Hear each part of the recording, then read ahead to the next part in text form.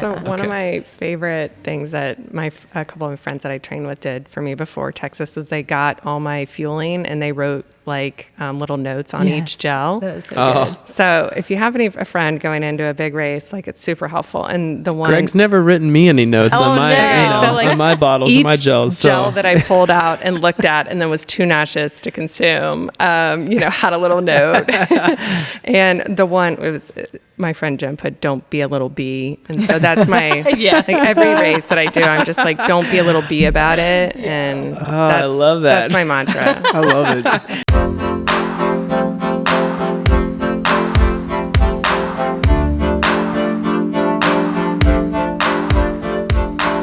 All right, welcome back to episode 14 of Recreational Rider to Racer podcast series, where Josh and I are on this journey transforming from recreational cyclists to racers. We are both working, we both have full-time jobs, families, and other commitments. So if that is something that interests you, if you want to follow along with our journey, then hit that subscribe button. You won't be disappointed. Josh, what are we doing today? Oh man, this is a special episode. We got two doctors on the podcast and athletes as well. So I'm really excited. I'm going to introduce them and then we're going to jump right in. But just some quick bios. So Dr. Hillary Carnell, she is currently in her 11th year of practice as a family medicine physician. Grew up in Westerville, Ohio, played soccer competitively through college at Ohio Wesleyan, am I saying that correctly? Mm-hmm. Wesleyan University. Shortly after graduating, picked up running, and then eventually a neighbor convinced her to join the triathlon world in 2017. Now she balances long course triathlon training with being a mom to two girls and sharing her practice with her husband. That's awesome. And Dr. Natalie Stewart is a wife and mother of two kids, ages 4 and 7. She owns Mason Elite Dentistry, where she is a full-time dentist specializing in same-day crowns, 3D guided implant placement, laser lip and tongue tie surgery. She enjoyed CrossFit in her early 20s, but the demands of motherhood led her to purchase first Peloton bike that opened up her world of cycling and more recently triathlon. Really, just out of the gate, thank you guys so much for joining us. We are absolutely honored to have you guys on. Yeah, it's great to be here. Thank you. And I want to kick it off. So both of you guys have landed in the world of triathlon. I have experience in triathlon, but I'd just love to ask both of you, how did you guys get started in triathlon? I think it's a fascinating journey for most people to understand, like what compelled you to be crazy enough to try and do 3 sports? Yeah, I think I get asked this question a lot. And I think, like I said in the bio, one of my neighbors was like, "Oh, my company is sponsoring a triathlon. You should do it." And at the time, I'd never ridden a road bike and had never freestyle swam in my life. I'd only ran, and it was like 6 weeks away. So I got like the bare minimum, equipment and figured out how to decently freestyle swim and stay on my road bike, even though I didn't know how to pump up the tires properly, and did my first sprint. And then, eventually, kind of found my network of people that also got into it. And that's kind of what's kept it going is, it's become a very social, activity and to help maintain physical fitness, but also mental wellness, in the midst of a lot of stressors, life stressors, family stressors, so it's kind of become a therapy where, I have that hour in the morning to train and then, each kind of year I feel like I've picked up a new distance or kind of, I guess, race that I set my goals toward and then pursue it. And so it's fun, every year you just kind of have a new goal and get after it. I love it. Okay. So the distances have increased over the years. So sprint now to, have you done a full Ironman? Yeah, so I did. I started with sprints and then I actually skipped an Olympic altogether, which was wild. I've heard that's like one of the best ones. I started with an Olympic. That's okay. Yeah. I like it. And then I went straight to again, this all comes back to a friend was like, "Hey, do you want to do this race?" And that's how I get sucked into everything. But so I started with Galveston, 70.3 in 2019, and then did Ohio that year. And then COVID had another baby, so took a little hiatus and then did another half. And then Natalie and I met doing our first full last year at Ironman Texas. Oh, that's cool. Yeah. So for me getting into triathlon, it was honestly not in my cards. I used to do CrossFit, and then once we had a child, we had the Peloton bike, and that opened our eyes to cycling, and we loved the Peloton platform and got a tread. So it was kind of like we have biking and we have running, and so we were like, okay, well, maybe we'll just do this local triathlon that's an Olympic for fun. And we did it, and swimming was miserable. Like I'm still it not really a great is. Yeah, it's really it's tough. It's humbling. It's very humbling. Yeah. But to me, I think having to learn something new, being a beginner at something, it really does make you feel alive again. And I think that's the best part about triathlon, is that there's always something that you're improving on. So it was kind of like more of a, an accident. And then once we, realized like, okay, we're going to start this, training for a half Ironman, and everybody tells you, oh, you're going to have to quit your job, and you're going to, how do people do this? But we just, went for it and have been hooked ever since. So that was back in, 2023 that we did our first half Ironman. And I would say that was really what did us in, is like training for that. We were kind of talking about how an Olympic, almost anybody who works out a certain amount per week could probably pick up an Olympic on a weekend, but the half Ironman's a little bit more structured training. So you started with Olympics, and then started doing the half Ironmans. You started with sprints and just went straight to half Ironmans. What was the time? Because the first one you said you had 6 weeks. So what was the time jump from the sprint to the half? So 2018, I did like 3 sprints. Okay. And then it was like fall of 2018. One of my friends hired a coach and was like, we're doing Ironman Galveston 70.3. So I signed up and used a coach. Now that was a huge help. I love how she gave you the option. We're doing this. Natalie never gives me options either. Oh, okay. So, but it was helpful to have someone to help guide you. Like that's what really helped me. I had done like half marathons, and I'd been an athlete, but how do you training for an endurance event is completely different. So I had no idea how to continue to be equally mediocre at all 3 disciplines at a longer distance. So a coach really helped that. And then obviously the more you get into it, the more you kind of get sucked into it and meet more people, and then you keep signing up for more races. Okay. Natalie, you said that swimming is your worst. What's your strongest? I used to think it was biking, but thus far in races, I think the mental side of knowing you're going from the bike to the run has held me back. So I think at the moment it's running until I can put down some better bikes in a race. Okay. So what about you? Well, I'm equally mediocre at all 3. When I started, I would say I passed more people on the run, but that's because I really paced myself very well. Okay. So I don't burn myself up on the bike like a lot of people do. Okay. So that's maybe where I gained the most ground. But I couldn't even swim the length of a pool like freestyle when I started. Mm-hmm. So that took a lot of time to feel comfortable to get to the full distance. What was the so you said you were starting on a Peloton, and I started on a Peloton as well. Actually, I didn't even get a trainer until I signed up for a full. So I trained for my first 3 half Ironmans all on a Peloton and outside. What was the jump like going from, let's say, a road bike positioning to I would imagine you're both on. To do an Ironman, you're not on a road bike. Yeah, you're on a TT bike. So what was that jump like going from just a kind of upright, very easy to handle to a very kind of stretched out aero, not great handling? It's definitely squirrely, and going outside for the first time and driving around the neighborhood on that thing, it is definitely hard to get used to. And not only that is, when I was talking about like you have to put down the power outside, and that bike is not, when you're in that position, it's not super stable, and you throw in the Texas winds, and you throw in a disc wheel that's like a sail in the back. So it is complicated, and it does take some getting used to.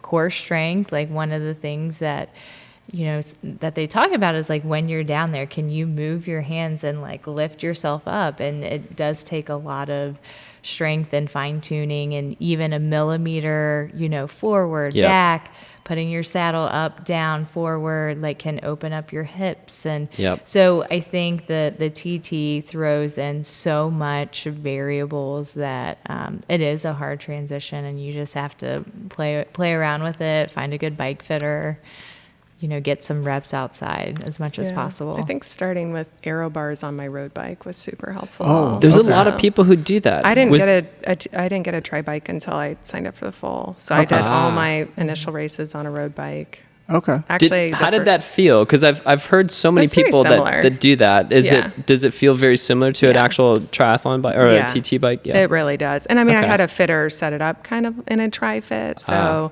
but I mean, that was like a great way to transition of like, hey, you don't want to buy a tri bike like right out the gate. Some people do. Some people you can get a lot on the internet because of that. I love how for the bike you transition slowly, but for the race itself, you're like, I'm going to do this distance, and I'm just going to go for the furthest one I can do now. I tried to keep it as cheap as possible, like early on. Just I got to keep the peace. Like I can't, I got to be mindful about my training. Can't go spending thousands of dollars. So, but then once you start committing to these huge races and you're paying $800 for registration, you're like, I'm going to get the best bike. And that's not including the hotel, the travel, the nutrition, which we're going to get into nutrition too in a little bit. I want to pick your brains on that. I was just thinking about this though. Actually today I was thinking about like if I could have rewinded the clock and gone back and told myself before I get into cycling or even triathlons that like, I remember like just being like, this is a very expensive hobby that you're going to have. Like, I think a lot of people maybe get into it thinking like, oh, I think this is pretty cheap. Like I can just go out and ride my bike. And then the more you get into it, you're more like, why am I spending so much money on this hobby? And my wife is always like, what are we spending? What's your newest thing you're getting? And so I'm just curious for you guys, has that been true with triathlons where you're just like, the more you get in it, you're just like, well, it'd be nice to have this, and then next year you're like, oh, I'm good. They and then do that all until the next, and her husband. I was like more gradual. Like I've really gradually built stuff because I've been doing this for longer than you have. But Natalie went all in, and they've, her and her husband both are into it. So they get the good stuff. That's a double whammy. It's a double whammy. And not only that, my husband, he's doing the Leadville 100 this year. Oh, no he's way. into gravel. So we have, he has 4 bikes. And so you can't just put, SRAM red on everything, you can't, but, and so it's just kind of prioritizing what upgrades, what's going to give you, the best position, what crank is going to make sense, what, cassettes. And I think just looking at what your goals are and budgeting that out. And I think you can find a lot of things like secondhand or, we ordered some things for this year and I couldn't return them with the pro deal. So, we have to sell some things. And so I think if you look, you can sometimes find some really good deals. Second hand or, I just ordered the wrong component type of thing. So I feel like for both spouses that do triathlon or biking, part of me is like, ooh, that would be awesome. Because anytime you need something new, it's just like, okay, yeah, that makes sense. You need new tires. Like, whereas like in my house, like, didn't you just get new tires? Like, 2,000 miles ago. But I'm also thinking now, like, because you mentioned SRAM, I'm like, ooh, that could be contention if one's on Shimano and one's on SRAM. None of your stuff's backwards. Does that happen in are you a SRAM Shimano household? Because that feels like a house SRAM. to buy. We're a SRAM household. SRAM, let's go. But we do have Shimano pedals. So it was like, he's like, oh yeah, you're going to have a different wrench. But, then it's nice because then you have like the batteries and all the chargers and like everything can be the same. But when you're talking about some things like you can share, so like wheel sets, like for a race, because we're usually not racing at the same time. Okay. Yeah. But we're both doing Ohio. So it was like, okay, well, I get I get the disc and then you get the envies. And he's like, no, I want the disc. So, Rock, paper, scissors, who gets the better gear. So we don't get handbags for Mother's Day. We get bike upgrades or race registrations. Yeah, race. Yeah. I really love that bikes, though. That's actually pretty great. It's easy to buy for, you know? Okay, I actually want to, so we've got a bunch of questions. Let's get We don't know if we'll get into all of them, to be honest, because we've got a lot. But I just want to start out of the gate. We want to ask a lot of triathlon questions, of course, but we also want to ask some medical questions. But I just want to start, because we had talked a little bit about this, and this is the big, this is why partly Greg and I started this, is just, I want to dive into a little bit of the family dynamics, and especially being an athlete with young kids and being married and trying to compete, and just, I would love to hear from you guys, because we're both in this boat where I think there's a lot of people out there that really find themselves in that position of they love this hobby, or they get into cycling, they get into triathlons, and they find themselves, maybe they're, maybe in their 30s, maybe in their late 20s, or even in their 40s, where you're just like, you still continue to want to progress in the sport and get better and just enjoy it. But the demands of like family, a job are just, it's a lot. So I'd just love to hear from you guys just a little bit about the family dynamics. You guys both have young kids like us. Like, tell me a little bit about the challenges that you have, both being doctors, having full-time, practices, and then also doing triathlons on top of that, and just also trying to raise young kids. Like, how do you guys do it? Yeah. I mean, I think the short answer is that you have to wake up early. Like for us, I mean, we're Didn't up you say at 4 a.m.'s the new 5 a.m.? Yes. Okay, so you're with me. Well, I'm a 4 a.m. person too. So, and I'm more like 4:45, because we're like, I work 8 a.m. and 2 days or 7 a.m. days. So, so it's like you got to be out, and then the pool throws in a different dynamic, because you actually have to drive to the pool, and then that takes longer, just commute and getting there, getting home. So for us, the only way is just getting it done early, and we're Is that the same for your husband too? Does he so do that? does So that you guys too. are waking up the same time. Whoa. So, and then we alternate. So only one of us can obviously drive to the pool each Right. morning, and then the other one is on Zwift in the basement. We have a treadmill and weights and things downstairs. So, I think the easy answer is, you get it done early in the morning, and then every once in a while, if there's like a soccer practice or swim practice, you can. I picked my daughter up yesterday from soccer, and I did like a 40-minute run while she was there, and and I get back, and every parent's on the sideline just like scrolling their phone, and it's like, I think you have more time in a day than like you really acknowledge, and if you look for those nooks and crannies, like you will find them to get in the accessory strength, or 20-minute run, or just hop on the bike for so Yep. Well, involving that's the my kids answer, too. yeah. Like when Charlie was little, I'd push her in the stroller, or put her on even though it's not on my like tri bike, it's on my road bike, or a cruiser bike. I mean, it's still training, having her in the hit, in the thing that you pull behind. So just trying to be flexible. That's kind of what I did early on. When Are you a morning person too? Oh for yeah, training? yeah. And I mean, and I know a lot of people say that there's no way that they could ever do that, but I haven't always been a 5 a.m. I mean, I've always been a morning person, but I haven't always gotten up at 4:45 to train every day, all year round. That's like something that's hope for you, Greg. evolved. There's still hope. Did you? Okay, because he's not a morning guy, but he's been doing really good. Yeah, I'm in this similar boat where I've realized it's a lot lighter on the family to just wake up in the morning. Yeah. I'm a teacher, so I have to get up at like 7. Yeah. So for me, I get up to train at like 5 or 5:15. Yeah. I hate it, but I know it's necessary. Yeah. I've been getting a lot better this the 2025 calendar year. Yeah. You will get up and have a full meal before you start training. Yeah. Like I'll text him in the morning. He's like, "Oh yeah, I had breakfast like 2 hours ago. Then I rode for an hour on." I'm like, "What time did you wake up?" Yeah. Like It's 4. You just have to. Yeah. I mean, I found it's like probably like you guys were. We've got a 6-year-old, almost 7-year-old, and then we've got a 1-year-old. And so the just dynamics. I think the biggest challenge I've found, especially this past year, is like so we have adopted our 6-year-old, our boy, but we got him at age 3, and so we missed the whole baby phase. But his biological sister. We're now in the process of fostering. We hope to adopt her, but it has been since day 2 that we've had her. And so the whole baby stage has been totally new to us. Yeah.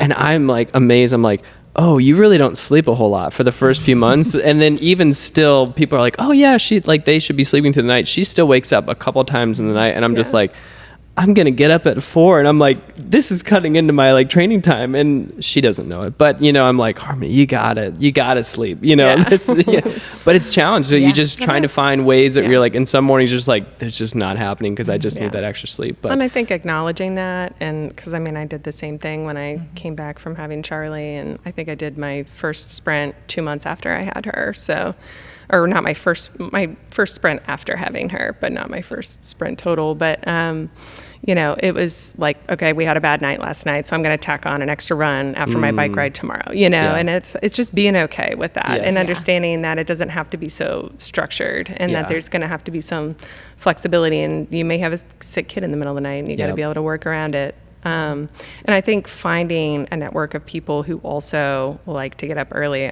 We're texting each other at 5 a.m. like a lot of days. Almost daily. Like pretty similar. So we're either on Zwift together or her husband's on Zwift and we're talking to her through him while she's on the treadmill, or on the weekends or always doing something at sunrise. So yeah, it just like helps to surround yourself with other people that are in that, because I think the outside noise of like the people who are like, oh, I could never do that, and like I don't know how you do that, and it's just it might make you feel good for a little bit, but at the same time you're like, I'm not here to like get any sort of glory for doing this. Like I'm just happy to do it, and like it's great to find other people that find the joy in it and that you enjoy training with, and finding that outlet through having kids and still being able to make it happen.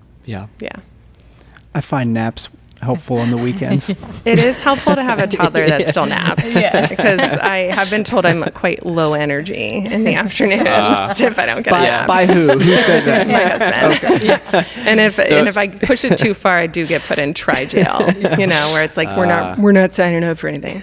He has never actually said no to anything, but I try to play my cards right. That's right. I feel like one of the difficult things is for endurance athletes, there's a special psyche or type of person to commit to the training. And what I find is we are like the least, for ourselves at least, like the least gracious. So it's like you miss a day and you're like, this is going to ruin my whole training plan, everything. And it's like, I forget that it's like, it's okay to miss. Like, this is not going to forever ruin my race in 6 months from now or whatever. But I feel like I get sucked into that trap a lot. Do you guys find yourselves in that? I come from a perspective of I'm just grateful that I can like still do this, and that at 40 last year I was able to do a full Ironman, a marathon that Natalie made me do. Just a straight marathon? It was the relay for Ironman Chattanooga. That's where she qualified for KONA. So she was like, you got to come down. So my friend Kat and I split it. They canceled the swim, but I think I just approach it as like, there's a lot of people who can't do this. So I'm going to just take these opportunities and just be grateful that I can and not complain I love that. about it. Like starting with that mental idea of just gratitude. Yeah. And just being able to grateful, like healthy enough to do this. Yes. Able to do this physically, mentally. We get to do this. Yeah. Yeah. So when you shift your perspective to that, instead of beating yourself up over missed workouts or, a race that didn't go right, and just remember not everybody gets this chance. Not everybody has the financial means. Not everyone has the physical means or the family support. And just focusing on that, it makes it a little bit easier. It's true. Tell me, Dr. Cornell, why does your annual physical matter even if you feel healthy, like as an endurance athlete?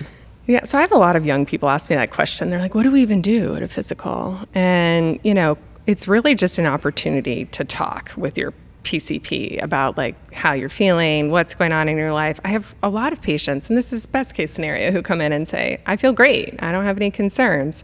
Now, are there things that can still come up during a physical? Yes. So those are the things that, you may feel fine, but you could have high blood pressure. You could have prediabetes, which I found out last year myself. It's like things that you wouldn't feel unless you had that test to know.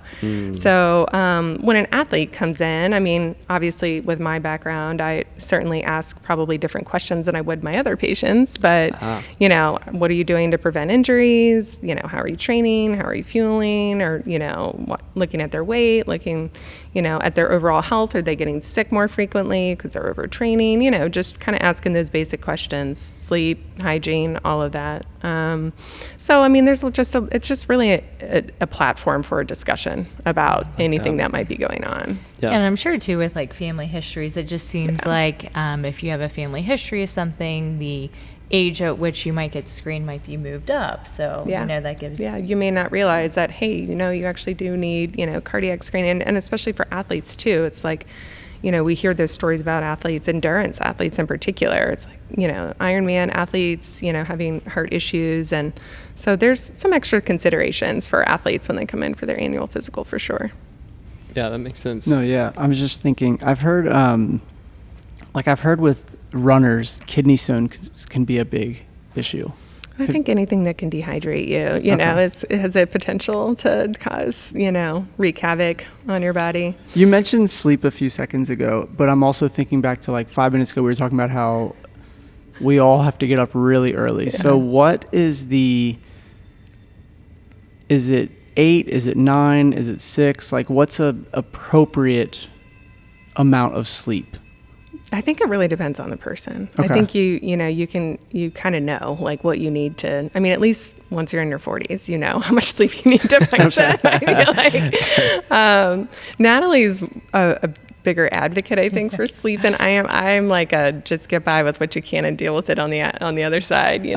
That's good to know but like from you, do you measure resting heart rate? Do you do that? So I'm very much into like my sleep, my resting heart rate, my HRV, all of those things. And I do very much like go to bed at 8:30. We're putting our kids to bed and we're getting in bed early. I think like Hillary said, I think every person can be a little bit different as far as like what they need. But to me, if I'm getting that like 7.5 to 8 hours, like I'm good. Yeah. Okay.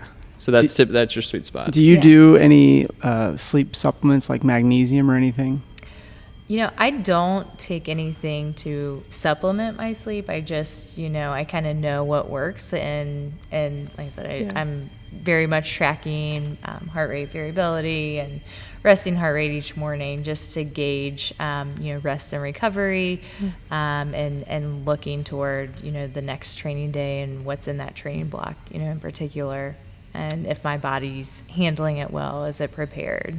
If you find that your resting heart rate is much higher, like let's say you've had it to where you've seen it, spike up a couple of days, do you shift your training accordingly? Yeah, and I think that there's coaches too that will have you like upload your HRV into an app, and if you're out of this like range, then they will tailor back and say, hey, we need to cut back this session.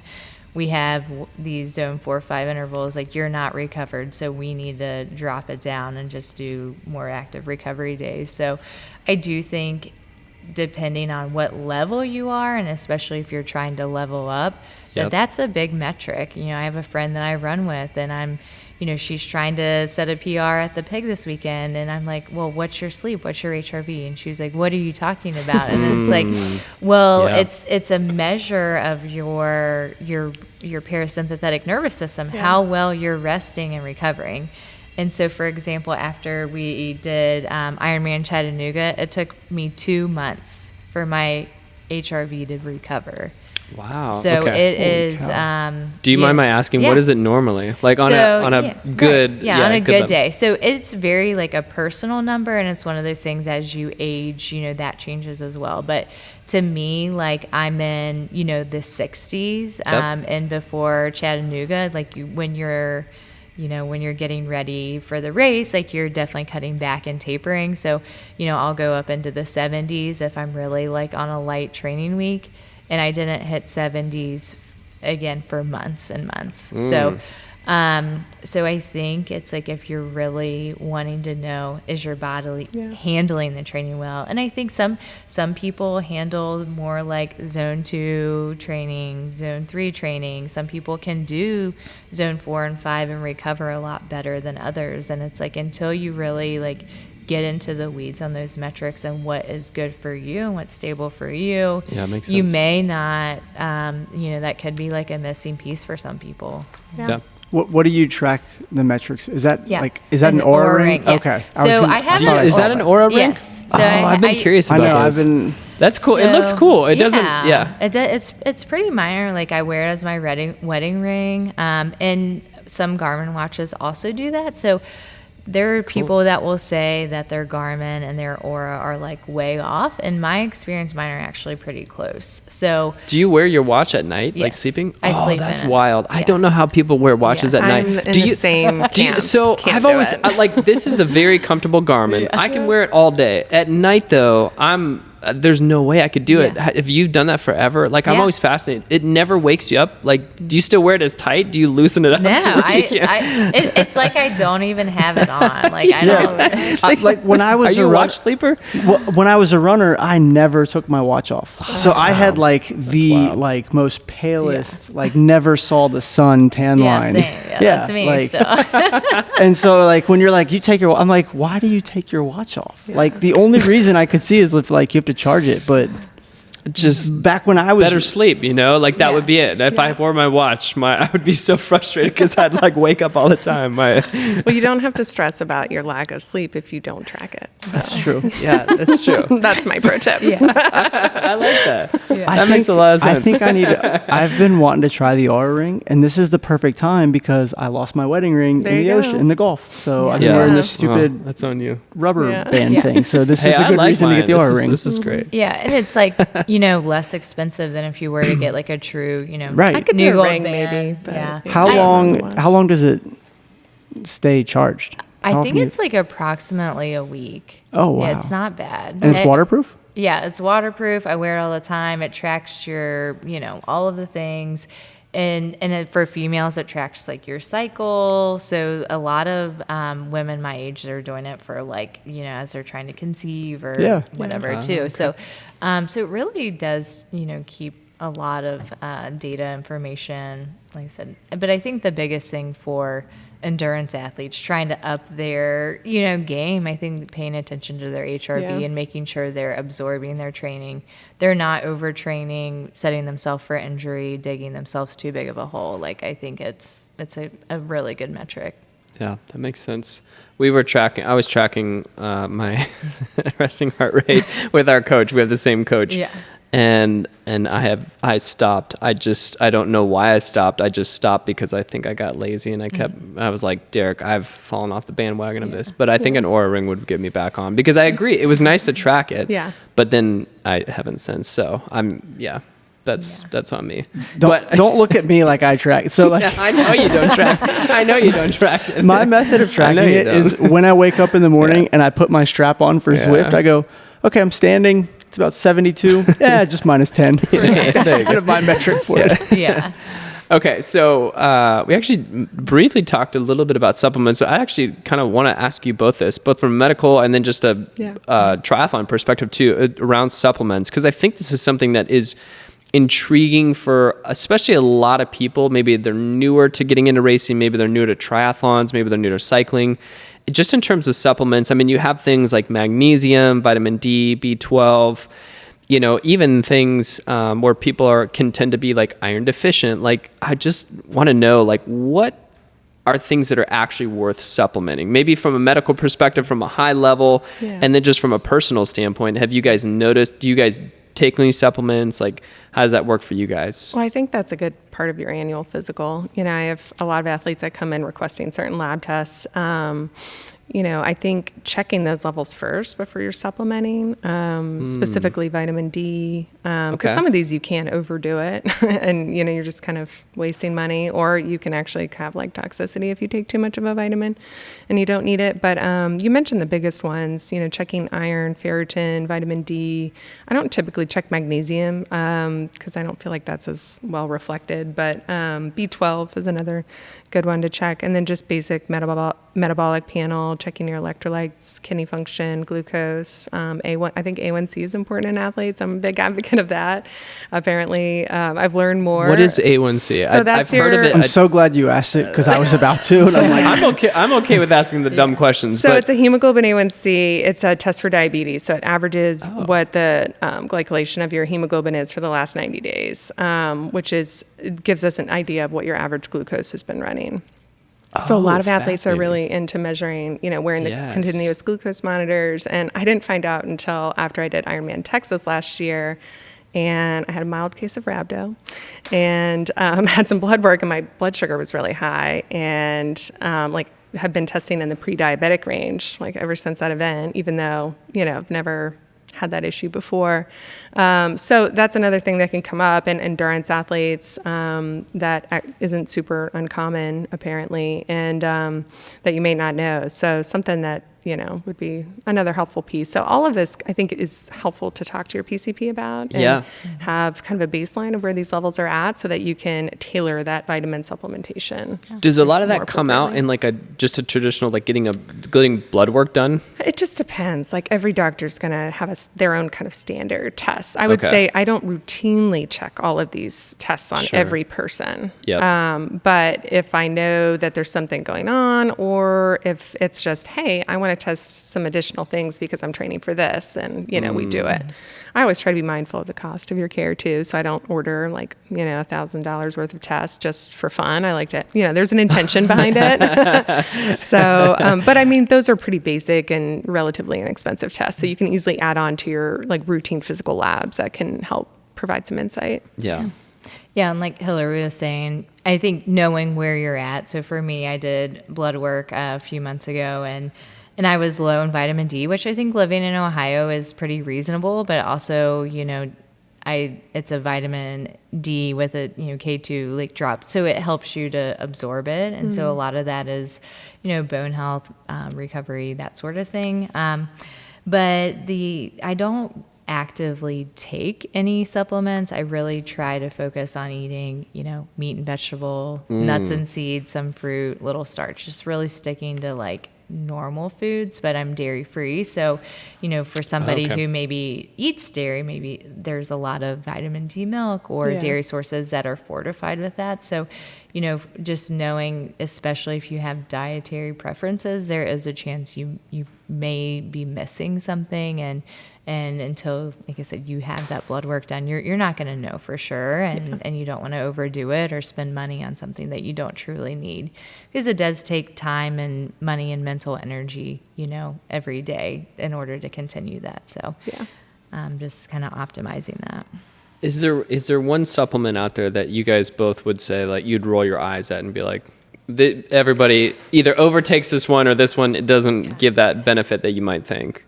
I think greens are I was just about to say the athletic greens. But so here's the thing though. So we actually started taking athletic greens and actively subscribing, but it's only because we are taking On It Total Human, and all of the vitamins that are in that are actually in AG1. So taking AG1 for the vitamin content and the mushroom blends and those sorts of things that you're getting versus I'm taking this because I'm not eating enough vegetables. So I think that's the misconception with some of these, is that I can just take a powder. Pill, or is it a powder? Yeah. So AG1's in a powder, and then On It Total Human, it's a pack of pills, and it's fish oil and again, all these things that are in capsules, and it's 8 or 9 pills twice a day. And so people are thinking I don't have to eat vegetables because I can just take this.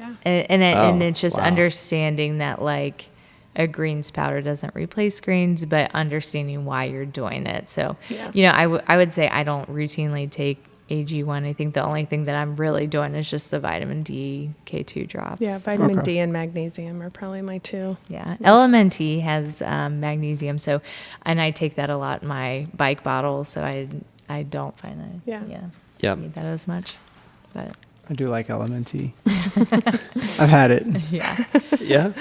I had one mate, like they're good. Yeah. Like but there's some that are not good. yeah. I just get like You gotta the be careful. raspberry berry ones, but it's funny, you know, everybody like has their mix, and that's what I actually put in the bottles on the bike. I use like a dextrose powder and LMNT because it has the electrolytes and magnesium, Yeah. so potassium. So it's I don't know.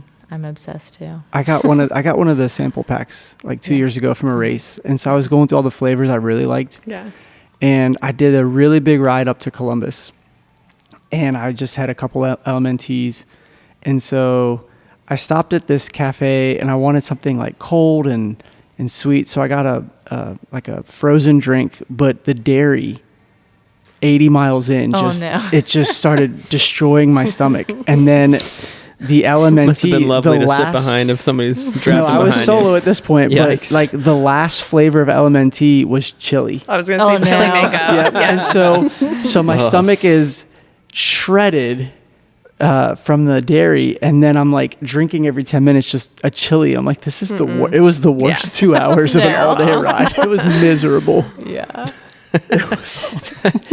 Well, I would love to. So, talking about nutrition, I think this is really something that we have a lot of people that were, maybe in our boat, where maybe they were newer to racing, or maybe they're making that transition from like a recreational athlete getting into something. Maybe they've biked for a little bit, they've enjoyed it, they've done it recreationally, but now they're trying to get into triathlons. Maybe they're trying to get into some of these races, 70.3s, Ironmans. Fueling becomes extremely important. And I think that's what really kicked it off for me years ago when I started getting into triathlon, was just that idea of like, I can't just rock water in my water bottles on the bike and feel like I'm going to be okay with it. So I'd just love to hear from your perspective, like, thinking about like how important are electrolytes? I mean, just carbs, fats, and protein are used obviously in endurance, but just from a medical perspective, maybe I'd love to hear that from you first, is just like, how does this really play out in endurance sports in that way? And then also just personally for you both, of just like, what is your go-to nutrition mix and kind of those ratios? Because maybe maybe, some people really do, some people might not as much, but I'd just love to hear your guys' thoughts on that, because I think a lot of people don't know where to start with that. Yeah. Yeah, the fueling is what they call the fourth discipline in triathlon. So, That's right. And I've failed miserably at it for years now. So I'm not the expert. I can get by at the shorter distances, but trying to manage it in the longer distances, I did loop in like a sports dietitian, which I think is helpful, just to have a more, and it was very eye-opening, getting a better idea of what your metabolic rate is and your sweat rate and all of that. I mean, all of that really dictates like how you should be fueling. So, I mean, there's certainly some basic fueling guidelines that you can follow that anyone can find online for like how much you the average female or average male should be consuming per hour, like in an endurance. I don't know what they are off the top of my head. You probably do. Are some of the 60 carbs to the same? 90 grams, Those numbers always get inflated every year. It's like now I saw an Ironman athlete did like 200. 200. Cam Worth, Cam, like who did he ride with? He was on the. It was Ironman Texas. Yeah. So wait, I know that pro cyclists are 120 to 150 grams of carbs. What number did you say? Me personally, I'm taking in 60 to 90. So a combination of like liquid. So in my water bottle, the LMNT and dextrose. So it's like 30 grams of carbs. And I'm trying to take a bottle like per hour. So in an Ironman race where you're biking 5 hours, 5 bottles. Yep. And then, there's different methods. So, and traditionally I've done like the gels, and each of those are 30 grams. So doing at least 1 to 2 of those, every 30 minutes, 20 minutes, depending on, the race. But Precision, they actually have a flow gel that I really enjoy. And I think a cyclist, especially, it's nice because it's like a gel, but it's in a more like liquid form, and you put it in a water bottle. So like you can put it in one of your bottle cages, and then instead of ripping off wrappers all the time, that's what I'm, going to use this weekend, and kind of focus on putting the flow gel, and on it has like the lines like, okay, this is 60, 90, 120. Ooh, I like so then that. you know exactly how much you need to drink of it to get to your. Is it a normal size bottle? It's a smaller bottle. Okay. So it's like maybe one of those 15 to 20 ounce smaller ones, but it fits in a standard bicycle cage. Yeah. Okay. I think it's about trying out different. I've tried a lot of things now. Yeah. Still looking. I actually have just started did the Infinite, custom blend. yeah. So Yeah. I'm trying that out. They gave me a bike like endurance blend and then a run blend, and actually got to talk to someone who was a dietitian and walked me through it. His name's Colin. They're local, and so they're TBD on how that works. But Do you use the feed? Is that kind of how we're getting all of our stuff? I have definitely bought a variety of things from the feed. I think a lot of people use it. I mean, it's just easy. And cheaper. I think too, it's like they're the same price as Amazon for like LMNT and things like that. Yeah. I have a code for the group I'm in that I use for Precision directly. But, the feed is, they're having the Martin gels, and that's what's on course at Ironman. And they have, cysts and, goo and all the things. And I think the nice part about the feed is that they give you trial packs of things, so you can try things out without committing.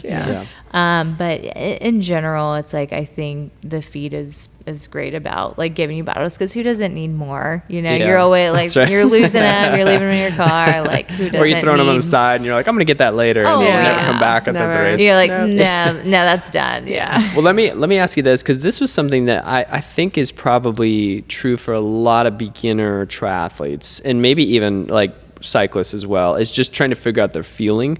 Now, for you both, like, would you recommend, especially for you now that you've qualified for KONA, and as you've progressed to where you qualified for Worlds, where it's like the idea of, do you typically, when you're going out on the weekends, maybe you're getting out on a longer bike, maybe you're doing a longer run, are you practicing that feeling almost every weekend, or as much as you possibly can, so that come race day you're like, my stomach's used to this, I'm not guessing, I know for sure I can handle this? Like, are you upping your carbs as it progresses to these certain races? Like, how does that play out for you as an athlete? Yeah, so when we were talking about like carbs and fat and all that, so anything beyond like 60 minutes, I'm gonna actively fuel like in a workout, and I'm gonna practice that, because beyond that, it's like your body is out of their stores, and if you don't start replacing your carbs, you're gonna dig yourself a hole. So I practiced like what I'm gonna do. We did like a 50-mile ride the other weekend, so I hadn't done the flow gel out and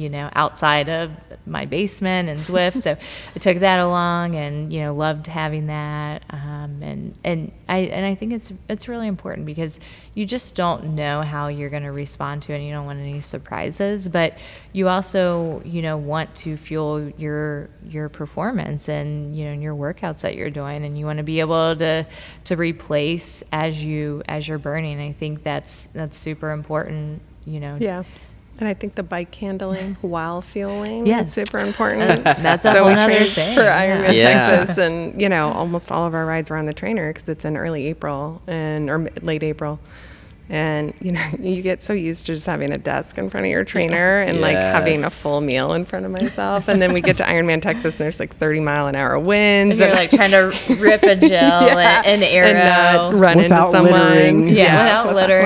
Well, I definitely squirted one all over my bars, and it was just like sticky the the whole rest of the time. day. It Yeah. was The worst terrible. feeling in the world. So that's an important part, honestly, and learning Yeah. how to go through an aid station and grab a bottle and practicing that. I mean, all those things. I mean, there's so much to it. It's not just, swim, bike, run. When you, I want to follow up to that question. When you're practicing, because we were kind of debating this a few weeks ago, we did like a 4-hour ride, and I was like, I'm trying to hit 100 carbs an hour, and it was like a zone 2 easy ride. And he's like, it's a zone 2. And I was like, yeah, but I'm still trying to get, when you say you practice for it, is that across all intensities? That's a good question. I mean, I think that at a a lower intensity, for example, I may not be pushing that until like 90 minutes or something. But just scale I back. think at race intensity would be race fueling. But if you're not as intense, then that would be different. So, I'm not sure, how much we want to get into this. But for example, at Chattanooga, the Ironman, I was telling you guys how I do try to get my fluids and my carbs in bottles, but it was like pouring down rain. So then your sweat rate is not the same. So then it's like, then you're having to pee, so much more because then you're taking in this and you're not sweating as much. So there's so much that goes into that. And I was like, I hadn't even thought about that. Like, oh, you may not need as much fluid, or like this weekend, it's going to be 95 degrees. So it's like, so I think hot. trying it's so hot. Like, but yeah, I do think when you're saying, hey, that zone 2, like you probably are going to have a hard time getting 100 grams of carbs an hour. But it also, you have to train your gut. So I think maybe sometimes That's what I was trying to- I would like sometimes push it, but I don't think on a regular basis. I mean, gels are expensive. Yeah. Martin gels are wild. I don't know. I mean, can't do the I get that they're Martins. partnered with Ironman, but I'm like, I don't care if they're out on a race course. I can't afford to You gotta grab rock them. You these. gotta put those in your back that's right. pocket. That's right. I had a guy next Just that I was take running with on 40 of them, Ironman yeah. Texas, and he had like 20 in his back pocket. He was just taking them at every aid station. He put 'em in used his pocket. Ironman. He paid $700-800 to To get get the free Martin gels. gels. To get about like Makes sense. That's what $50 I to would do. $60. That's like when you, if I ever go golfing with my friends, my goal is to always leave with more golf balls Yeah. that I find in the woods. Same And I- mentality. Yep. So I'd be the same way. That's why you I'd have be all those just- pockets. Yeah, you that's gotta right. use the You paid pockets. $100 for that round. Like, you Gotta take advantage of it. Right. Okay, I think there's one interesting thing that I wanted to get into specifically for you guys was talking about, so we've got a cycling podcast.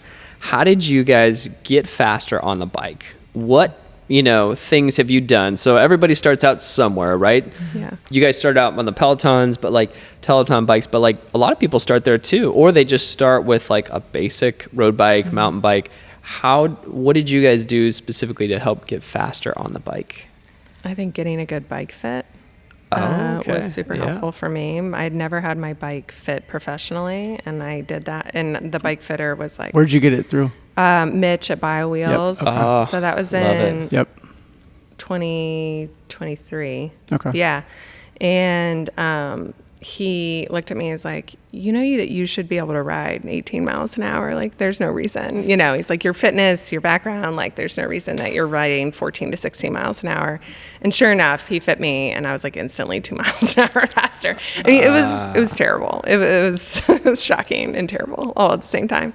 So I think that. And then I finally got like confident enough to ride in groups. I had always just trained by myself or with one other person. And finally this last summer, I was like, I was like, they invited me to the group ride, so they see my Strava, they know how fast I am. They're committing to this as much as I am. So showing up to group rides and just laying it out there and riding with people who are faster than you has been probably the best thing for my cycling experience and confidence. Yeah, Ooh, that's what I I like said that. too. Definitely like riding with fast people. And then, just consistent training blocks and like, building up and Having doing structure to build your power zone or whatever you're, working on for that time. And, stacking training blocks upon training blocks and just being consistent. You also develop, durability, and that's why, Cam Wurf was 40 and still beating all these, 20-year-olds at Ironman, because he may have the same FTP as somebody else, but it's just consistently going after it, building on each other, 3-week build, 1 week pullback, 1 week test, like, whatever that may look like for you. But I think just continuing to do that over time. And again, the peer pressure doesn't hurt either. Yeah. So. You don't want to get dropped. So. Yeah, you don't want to get dropped. Like, you don't have the route and on your computer, so it's you're going to like get lost if you get dropped. That's my motivation. Every group ride I go on, in the back of my mind, I'm like, don't get dropped. Yeah. Like, it's like riding with fear. Yeah, you ride with It fear. works. It really does Yeah. help a lot of new athletes, or even those that are like, oh, I want to race, or maybe they've got Yeah. a race in mind. And then if you ride or you're running with even faster people than yourself, you're always that. Maybe most people come with that idea of that, like, a little bit more self-conscious, right? Initially, you're like, I don't know if I can keep up. These guys are really fast. Or like, oh man, but then once you actually run or ride with them, then you realize like, yeah, I can do it. I can keep up. So much of it is just getting over that mental hurdle. Yeah. Yeah, and there's some good, there's time trials. There's one up at Right Pat throughout the summer. just did one. Yeah. So Have you done that one? Yeah, I did it. I okay. actually, I think I tried to compare your guys' times on Strava. I messed 'Cause up. I feel like I saw you both. turned around too early. So When did you messed do up, yours? Like last month. Yeah. Did you wait? You were both there. Yeah. We okay. You were definitely both there. I saw both on Strava. Oh, okay. We were there at the same time. Yeah. Ah, Yeah, that's it. amazing. Yeah. Okay, You So might that be on U-turn- Josh's camera somewhere. Yeah. I have the Insta camera of it, or footage of it. So, but there was what was interesting about that one in particular. It threw me off so much was that U-turn, and I've always said like turning on a tri-bike is like trying to turn a cruise ship. That thing does not turn well. Yeah. And I missed that turn. I hit that turn and I was like, this thing's not turning very smoothly. I almost had to unclip and I was like, this is ridiculous. But I just like mentally I knew there was a U-turn. But then as you're cruising, you're getting closer to like, I have to U-turn on this bike and it's not a very big lane. Yeah. Like I was like, this is terrible. Yeah, last year the same thing happened, and it was like 2 weeks before Ironman Texas, and I went down, dropped my chain, and so it's definitely not ideal, but it's typically a loop, so it's not like that all the time. Yeah. I think the funniest thing for me was texting these guys afterwards, and our coach Derek he was like, we had this game plan going by power. I forgot my power meter pedals. I forgot to swap them on my bike. Biggest thing was like his disappointment after like the performance, because it wasn't like a congratulations, like, oh, you did it, great job or whatever. He had me like, you should be at the end of it, like based on where we're at, like be able to average 24 miles an hour, like is your total average speed on a tri-bike, which is like, okay, that's doable. And then mine came under at like 22.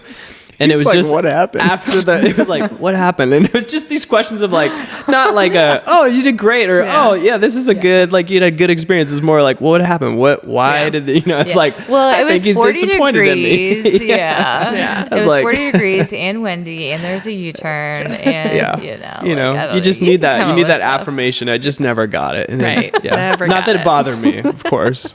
Yeah. No, it didn't. It's like when I got a off month the bike and I was running at Ironman Texas, and my husband finally found me. He's like, I thought you said once you got to the run, you'd be fine. And I was not fine. And I was like, okay.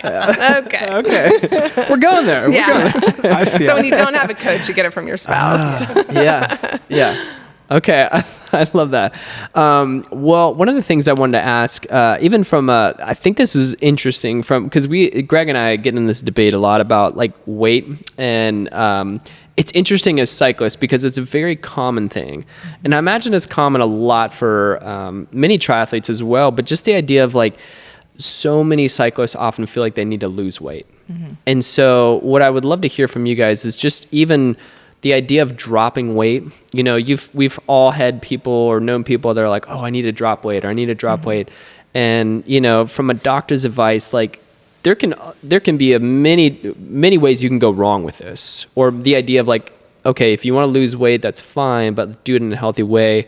But then you can also have it to where people maybe go way too hard into it or way too fast into this and trying to like drop crazy weight in a very short amount of time. Are you saying like fad diets kind of? A little bit, or just that idea of like, as a cyclist, you're just like, ooh, I really want to like lose weight and lose weight quickly. Like what advice would you give from a medical perspective to be like, let's say somebody comes in and you say, I want to lose, 15 pounds. And you'd be like, what would you say to them? Like, Yeah, I mean, it's kind of hard to answer. I think when you're doing endurance sports and you're training for an event, for women, I think it's important to shift that focus from like, what's my weight and what I'm going to look like and how do I get to be skinny, and shift it to, I want to do an Ironman when I'm 40, or, I want to accomplish this event. I want to accomplish this distance. So, when someone comes in, asking like how to lose weight quickly or something like that. I mean, I think it's just, again, kind of shifting that perspective of how are you going to get to your goal, and like how are we going to do that in a healthy way,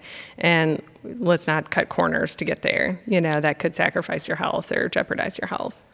Do you find that's common with a lot of like fad diets, to Greg's point? Because we've I don't know, I feel like we've all known people who've done a lot of like it.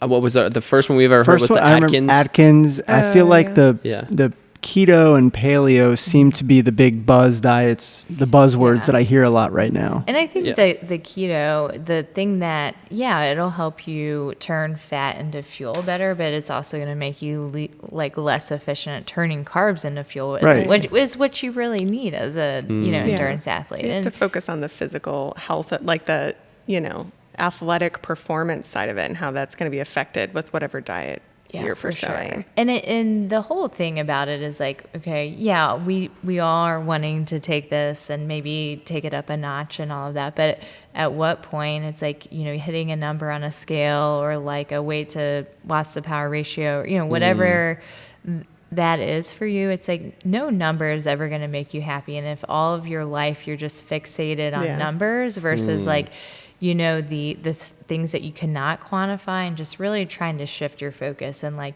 like I'm happy to eat whole nourishing foods and, and put good food in my body and race and enjoy myself. And it's like, it's not wrong to have those goals and to say it would be great to weigh this going into the race. I said that myself going into St. George, and it just, but it can't be the end all be all. It's not going to make you happy. And I think that, kind of shifting your things to the other side can be much more productive. Completely agree. Yeah, that makes sense. I think maybe it's a bigger thing in cyclist world than it is in triathlon world too. So maybe I'm not answering right, but I think triathletes come in all sizes. Greg just thinks I'm fat, and that's where I think the baseline of this question is that he's skinnier than I am, and he climbs faster than me, and so we get into this debate of you the see weight. A lot of heavier athletes in the fulls because I mean, man, they have the extra mass to survive. If they're not getting down and they're not getting into rhabdo like I am halfway through the bike. You look at Christian Blumenfeld, like we talk about how he's just like meaty and he's like thick and he's one of the best athletes. He's going to be one of the best Ironman this year. So wait, I'm trying to remember. Did you guys say you were at Ironman Texas? We did it last year. Oh, you did it last year. Okay, so because I saw he won it this year, and I was like, oh, you guys were there. Did you get to meet him? Because I saw he was greeting a bunch of athletes like after the race or whatever. Yeah, and I saw he's handing out medals. That's cool. I was like, he's my he was him and the other Norwegian. What's his training? Gustav were like the two people that got me kind of into the triathlon. Where I was like, oh, these guys are cool. Like they're the Norwegian training method. Who's the triathlete who last year was claiming that he was going to become a cyclist and win the Tour? Well, Blumenfeld had made that claim. Okay. I don't think he made the claim. He backed off of it. I think he made the claim that he was going to be a pro cyclist. Well, no, he made one of them made the claim, I'm going to win the Tour de France in... I think it was 5 years. I think that was Blumenfeld. I don't think I heard that. Yeah, I don't think I remember. He has since backed off that. I'm sure claim. I'm sure he's doing it. I think he looked at the current level of cycling and was like, nope. No. Okay, I want to ask this question because I think this is really interesting. Like, Natalie, you've qualified for KONA and 70.3 Worlds this year. What time benchmarks, does it take to get to that point? I think there's a lot of people who have maybe that goal of ooh, this would be really cool to qualify. And then I just want to ask the second question of so what are the benchmark times for that? And then also, what is it for you? Has this been your ultimate goal to qualify in those? Yeah, so I think the benchmark times are very fluid, depending on what race it is. So for example, a race like Chattanooga where you have a downriver swim, you're going to have some quicker times overall compared to a more difficult. What was the time for that? So the swim? It got canceled. So the swim got canceled. Okay. So I finished the race that I qualified. I finished in 8:56. So for you finished a full Yes, minus the swim. So Minus the so swim. 100 and, Holy what is it, cow. 112?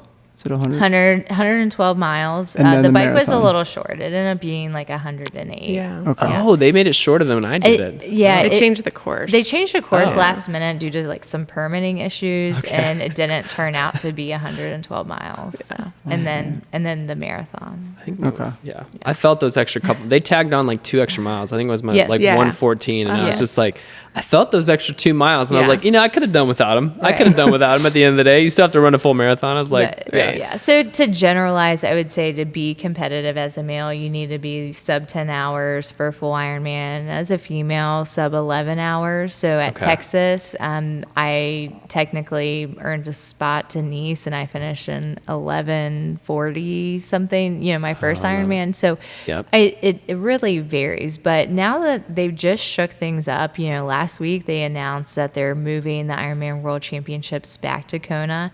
It's I one heard. day, and then they're changing how they're, allotting the slots. So females are not going to get the same amount as they traditionally have, where, they were alternating between Nice and Kona. So it went from, this year there's going to be 1,500 women to maybe next year it might only be like 500 or 600. So I could see it getting much more competitive in the women's field. I think the men, I think potentially might get a little less because you don't have that every other year cycle. Like I think when it's a Kona year, I think people have been more competitive in some of these races versus now it's like they're probably going to get a little bit more slots allocated to them because they're going to race a 3,000 total. And if they're saying, 20% of the field's female, you can kind of gather, but I don't think the details and the slot allocations are going to be out till late summer. Okay. So, roughly, I think sub 10 for a male, sub 11 for a female. For 1,500 people, and this is where I've never done a triathlon, so my knowledge is, this might be dumb, but I know did they waive the starts for the swimmers at a mass start? 1,500 people. Yeah, so it's you self-seed based on how long you think you're going to take on the swim. So it really is just an honor system, and then for example, like last week at Texas, it was non-wetsuit. So if it's a certain temperature and you decide to wear a wetsuit anyway, you start at the very back. Okay. Yeah.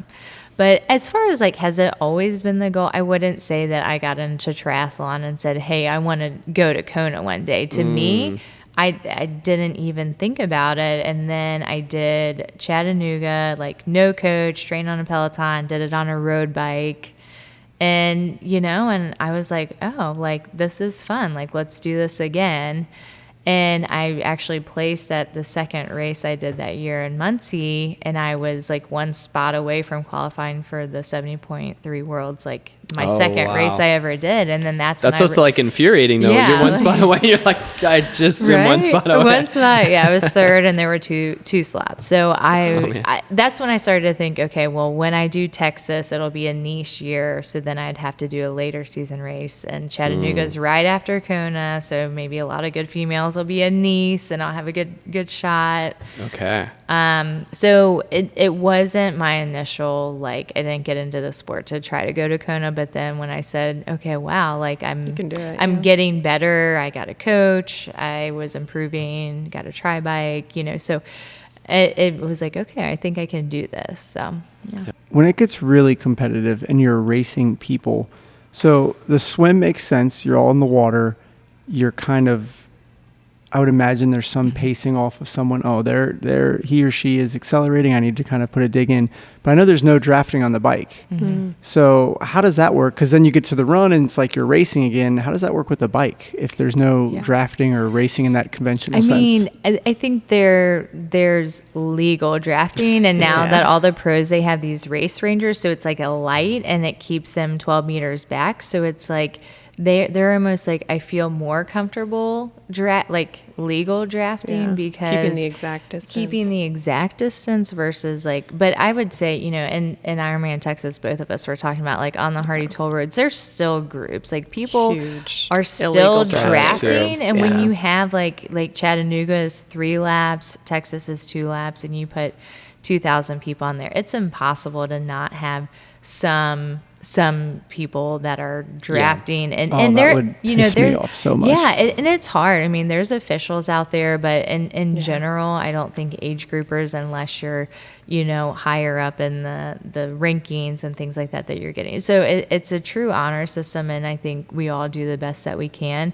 but every once in a while you just get caught in a group and, or, you know, some of these courses like Louisville is not a closed course. So you're out there with cars and you're trying to have like pass cars like on the left, which is not, you know, ideal, but you know, they're going 15 miles an hour and you want to go 20. So like it's, you know, I don't think there's any ideals, but you know, so yeah, kind of it's not draft legal, but there's still some component of like, there's so many people out there, it's impossible to not be in a pack. So yeah, but it's legal to draft on the swim. And that is a big strategy that they take is like, do you want to hang on to feet. It's hard. I mean, I'm not a good enough swimmer that I've been able to do that effectively, but I think you have to rely on people seating themselves correctly too, which rarely happens. It's hard to find people too. And then you throw in sighting, and then every time a person sights, sometimes they stall. And what is sighting? So when you are putting your head up to look at the next buoy, because if you swim off course, then that can really tack on meters to your swim. So every 10 strokes or so, you want to, you know, maybe even more, like lift your head up, depending on if there's like a lot of turns in a course. But yeah, so you want to sight the buoy that you're going to, so you're not drifting off. Especially like most swimmers will breathe to one side, so then they can start veering that way. Okay. Yeah.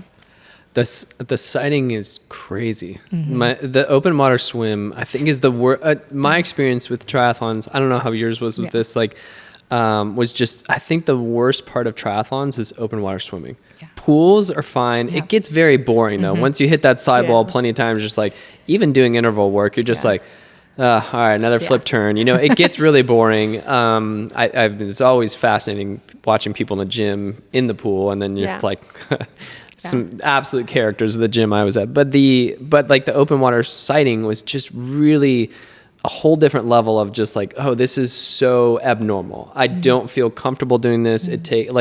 I never felt comfortable doing open, like just sighting. And it was just one of those things that I think most people, when you get out there, you're like, I don't think most other people aren't comfortable out doing this either. And I think a lot of people with a wetsuit on, it becomes a lot of chaos out there. Yeah, it's very unpredictable, I think, in the water. There's actually these goggles now. They're called form goggles. I had some. So do you have some? Yeah, I do. Yep. And so I think that's helpful to me, because then you have that compass on the inside. So if you look up and you're like, okay, the buoy is bearing at 80 degrees and trying to keep your, your bearing at that. So but they have a compass in them? They have a compass, like it's like inside of the lens, and it displays like in your like cool. eye, like while you're swimming. So then you can actually see like your meters, your pace. Some of them have heart rate, and then it's like a compass that you sync up before the swim. And then you can use that to help you in your open water. Yeah. Oh, that's awesome. The pacing was really cool for me, because when you lock that in when you're doing swimming in the gym or like in the pool, then even with like when you get out there in like the lakes and stuff too, you're just like, okay, this is the pace that I'm normally holding, but it feels trying to look at your watch because I found that I'm like, I could never see my watch. And it's like, no matter how hard I tried, I was like, I don't know what pace I'm swimming at. I think I'm swimming at like my normal pace. It's really hard to know. Yeah. And when you're in open water, because there's so many different factors. Yeah. But I want to get into this, because I think this is really important, and most people really take this for granted, is the mental discipline, especially for those maybe are new to racing, maybe those that are maybe getting into triathlons. I'd love to hear both of your experiences about just the mental discipline, maybe some of the in terms of, it's often overlooked, but just in terms of the things that you've experienced while racing, like how has that played out for you in terms of your mental discipline? Has that been something you've had to work on over the last, when you guys have done these races? This is something that Greg and I are getting into as we're getting more race experience, is just working on the mental discipline, especially during a race. I'd love to hear you guys' experience with that, and maybe some tips that have helped you, do you have mantras? Tell me about your experience of it. Like, how do you build that as somebody who's newer to racing? I mean, I think it's just you build it in your consistency of your training. So, those days that you don't want to do your workouts, you're staying mentally tough and getting it in, making it work. And then I think just as you do more races, you get more and more confidence and more ability to, navigate the challenges that can come up in a race. And I know people asked me before I did Iron, a few people asked me like, how do you, do you feel like you're ready? And, the training was one thing, but when you're taking on that long distance, I honestly felt like the thing that prepared me the most was just the experience I'd had of all the races I'd done before it. So I knew that if I got a flat, I wouldn't, sit on the side of the road and cry. I'd be ready to do it, handle it. I'd had that happen before. It's like I'd had enough like challenges occur in previous races that I knew like you can throw whatever at me and I should be able to get through it. So I think it's just something that comes with time and consistency and more racing. Then you feel like, okay, I've got the mental toughness. The race experiences build your mental toughness because you're like, I know this, I've done this. Almost like the races become practice in a sense, like kind of like practicing the fueling like we were talking about before. You're just the races experience give you that confidence for the next one and the next one. Yeah. So that, whatever hiccups come along, you're ready to. Yeah, for sure. And I think like the racing, continuing to race, like the level that you're able to put out and what, you're focusing and is on can help you, prepare for the next race and just build on that. And when you were talking about mantras, so when I was in my, so do you have any? Yeah, I do. So and it was almost like 10 years ago, we did this race called the World's Toughest Mudder. Oh, yeah. And it was like, a 5-mile obstacle course in Lake Las Vegas, and you do it as many times as possible. And so in 24 hours. And before the race, it was like the hype before it was like, the guy was like, you say mental, or I say mental, you say grit. It's like mental, grit. And I did that race, in 24 hours. I got like 50 miles in. And I just like was repeating that like in my head over and over, just like mental, grit. You know what I mean? And on it, like that's my mantra. Like when I like am in, the places where I'm like, I don't want to just like go on. I just like try to muster that and like just repeat that over in my head. Mental so that's mine. Yeah. So one of my favorite things that a couple of my friends that I trained with did for me before Texas was they got all my fueling and they wrote like little notes on each gel. That was so good. So if you have a friend going into a big race, like it's super helpful. And the one Greg's never written me any notes on my So, like, on my bottles and my gels. Gel that I pulled out and looked at and then was too nauseous to consume, had a little note.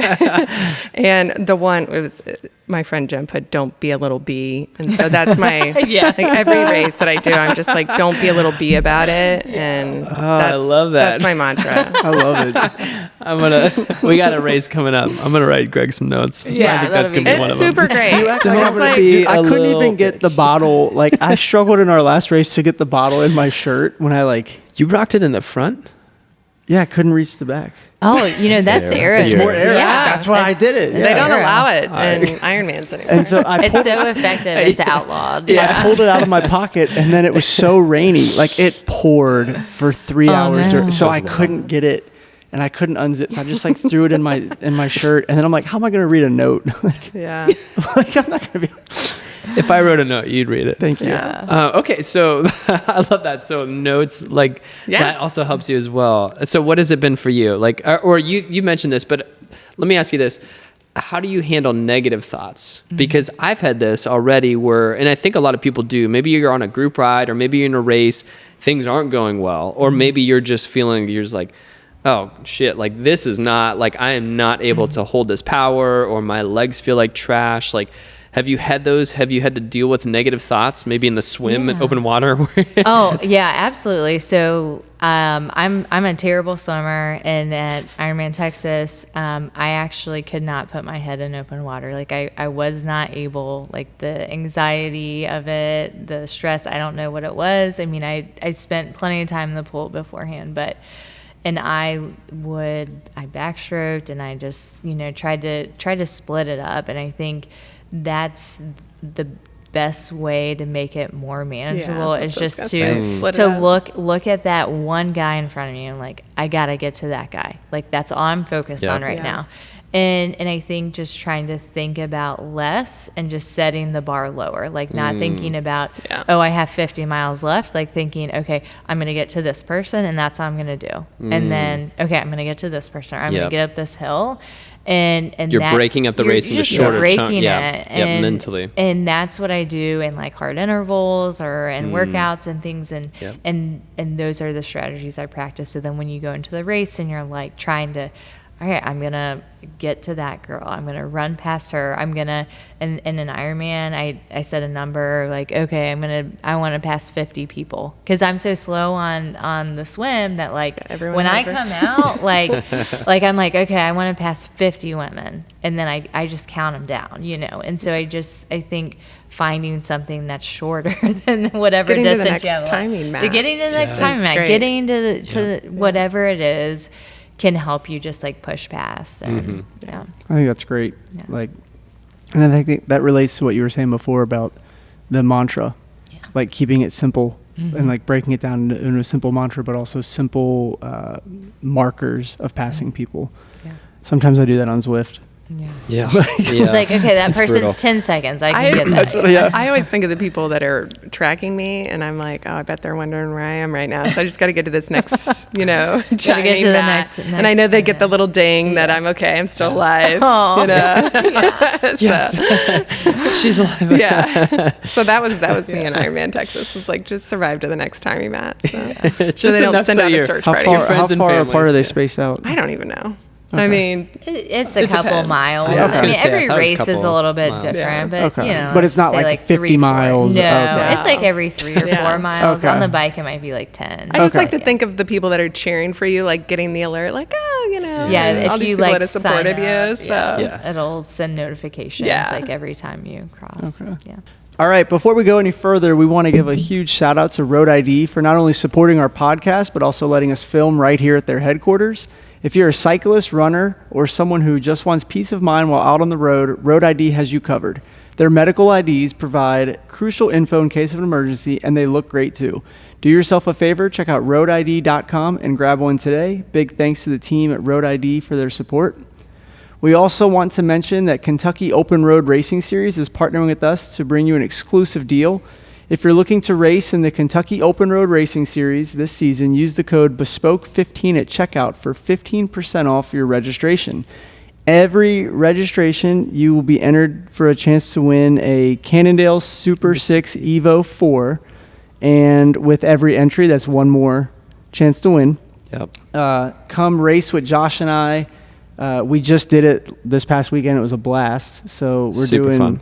Course 4 coming up. Whether you're a seasoned racer or just getting started, Course has something for every level cyclist. Head over to KentuckyORRS.com and use the code BESPOKE15 at checkout. That's BESPOKE15. Good job. Okay, so now we're going to dive into our rapid fire. Would love to start with the question of, do you have a favorite female athlete, cyclist, triathlete? I mean, if it's triathlete, I would definitely say like Taylor Knibb. Oh, just, like, yes. Just an animal. Yeah. Was she the one that fell off the bike recently? Yeah, she fell she off. like had a new bike record, right? And then she was like in transition. I saw this clip, and I was like, "Okay, Taylor Knibb is even falling off. This is one of the world. This is classic. like one of the world's best athletes." And then she's in this transition, still fell off her bike and like going to the run. And I was like, "That's absolutely wild." Now I'm sure it didn't hurt her at all, but it was just that idea of like, oh, she's also human too. You know, it's like she can fail a flying dismount. Yeah. Just like the rest of us. Taylor Knibb. Okay, she's awesome. I like Lucy Charles Barclay because she was chronic killer second swimmer. place finisher at Worlds. Like every year Yeah. she gets second place, and then she finally won in 2023. And it was just to have that perseverance to like keep showing up. And she would, she went, start to finish, led the entire race, and to constantly get beat on the run every single year and then finally get the victory. I mean, that's pretty impressive. So That's awesome. Yeah. Yes. Okay, I want to ask one. If money is non-existent, dream bike, what is the money's not an object dream bike? I would tell Natalie to pick one out for me. Okay. So you get to pick, pick two then. You get to Yeah. pick Ooh, yours yeah, you and can hers. What am I going to be riding? Yeah, I don't know. You know, I think those like diamond bikes, they look like awesome. They're the ones that they don't have. They just come up like the front, and then the seat is basically like floating. Those look pretty cool. Okay, But yeah. I don't know. That's what I'd pick out for you. Yeah. Me personally, I love the Trek like Project One. They have this like iridescent pink, and Okay. and I would I really love those like Princeton carbon wheels. Matthew Marquardt, he rolls those. I'm like, those look so sweet, but Yeah. I Okay, don't know. so Like Trek, Speed Concept, Speed Princeton Concept. Carbon Works, and SRAM Red, I'm guessing? yeah, SRAM Red, like Okay. everything, and SRAM Red Rainbow. Okay. Oh, you have yes. you have to Yeah. have Yes. the iridescent. Yeah. Yes. I love that. Yeah. 1 by or 2 by? You know, I'm just not to the point where I'm a 1 by person yet. I'm still rolling 2 up front right now, but Okay. it depends on the course, you know, for sure. Like this weekend, you know, at St. George, I'm sure some of the St. pros- George flat. I'm trying to No, remember. it is St. George not. is hilly, right? Yeah, Opposite of flat. it's very much not flat. And I've had people say that the fastest they've ever been on a bike is coming down Snow Canyon. So yeah, so it's gonna be. Do you do the blips? Yes, Okay, so you can Yeah. shift. you can on both. shift. Yeah, on Okay. the down bars, and then you have the ones up top. And I just had to replace mine, which was really interesting. So I didn't realize like when you're pairing it, you have to repair everything at the same time.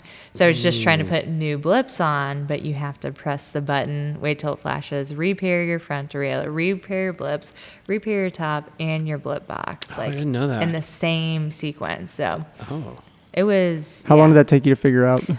Well, my husband knew, and he was just letting me suffer downstairs, and I was like, I don't know what's, and he was like, you know, you have to do it all at once, and he's like, but you know, like, I think it was kind of like, oh, he just wanted to like see how I Yeah. did it. Sounds classic. Yeah, do that Yeah. as a spouse. Yeah, you know, I don't know. You got it, it's babe. fine. You're good. Well, we were believe just in talking you. about our friend had just got new blips for his bike, and it was like he couldn't figure it out, and I'm like, well, he didn't tell him either, so Yeah. so I sent him a letting his video. ongoing I'm joke. like, It's you think letting it like everybody figure it out. it wasn't super accessible, and I would say like for somebody, you know, getting into the sport, I think that is like a barrier. It's just like all of the bike knowledge and Oh like my gosh. how yeah. to, Yep. you know, I was just talking about that on the way here. Like I have a bike box that I'm traveling with, and it's like, do I take my derailleur off or do I not? And I'm like, I don't know how to put it yeah. back on. Like, Yeah. but I know people who've had their snap, and I don't know how to take the rotor off, or you have to have that tool. It's definitely the most intimidating. You know, and by yeah, and I far. think that's kind of been the biggest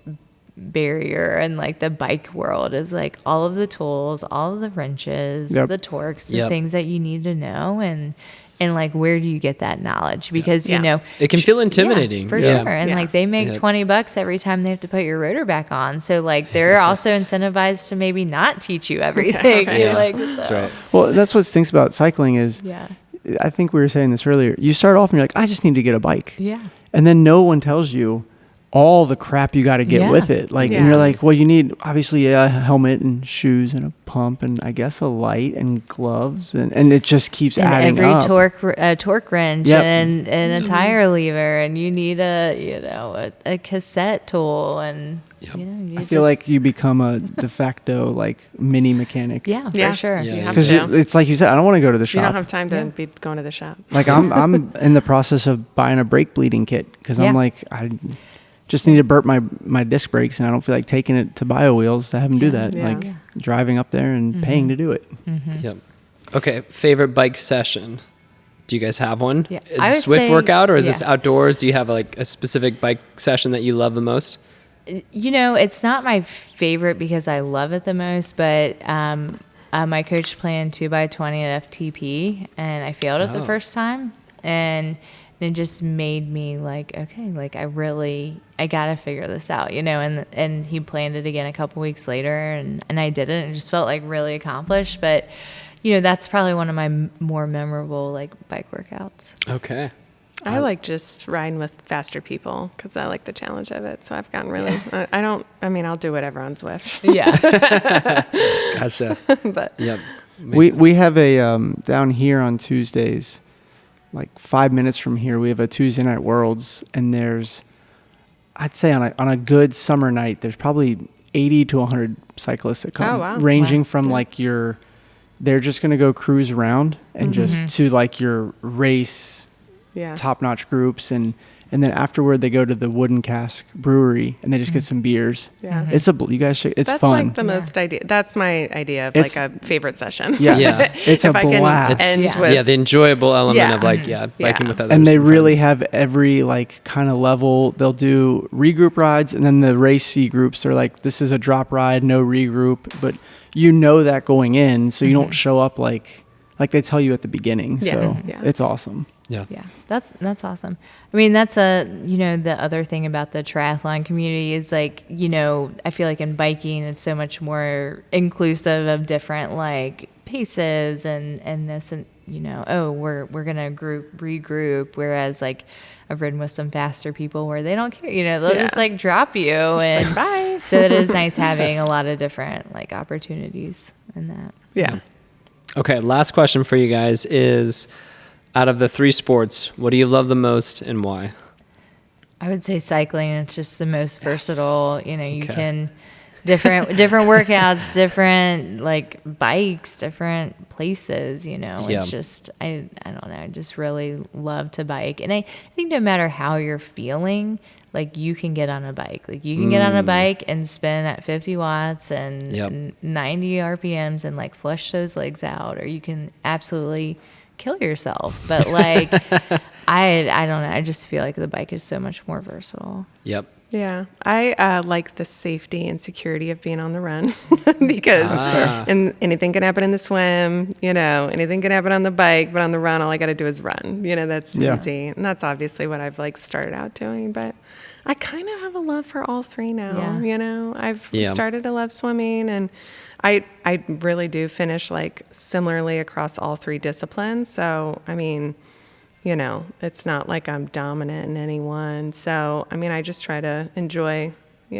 bits and pieces of each part of it. I would for sure love to do better in the bike, like in a race. But Yeah, I mean, that's- I think that's You see people pay for that though on the run. That's Yeah. that's probably my favorite part of the run is passing all the guys that blew their legs up on the bike Yeah. because they were trying to really show off. I know Then you have to they're, like just get to that cramping. line, like where you're, Yeah. just Yeah. like. But in the sport, there's like an intensity, factor, like a percentage of your FTP for each distance of Right. like Yep. what it should be, And the funny thing was like after I finished Ironman Chattanooga, my coach looked at me and he was like, "What were you out for? Like a Sunday ride, And I'm like, well, I mean, it's raining. our coach like, and your I don't coach should get know." together. Yeah, I know. They might be Similar buddies, mentality. But it was just like, because I came off the bike in 7th, and I have to be top 5 based on the slot. So I had to run my way to get to KONA.